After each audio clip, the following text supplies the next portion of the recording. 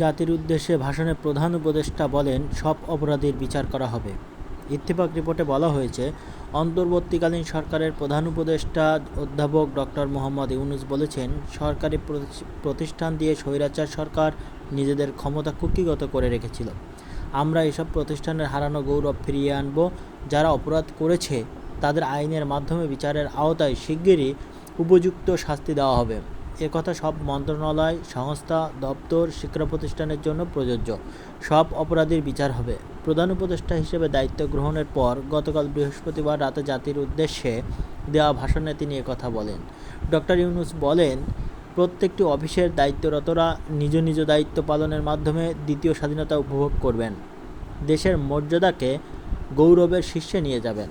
সবাইকে নির্ভয়ে ও আনন্দচিত্তে নিজ নিজ কর্মস্থলে নিজের জায়গা থেকে সামর্থ্য নিয়ে এগিয়ে আসার আহ্বান জানিয়ে তিনি বলেন, দেশের সব মানুষকে স্বাধীন, নির্ভয়, নির্ভার থাকার নিশ্চয়তা দেওয়ার জন্য ছাত্ররা শহীদ হয়েছেন।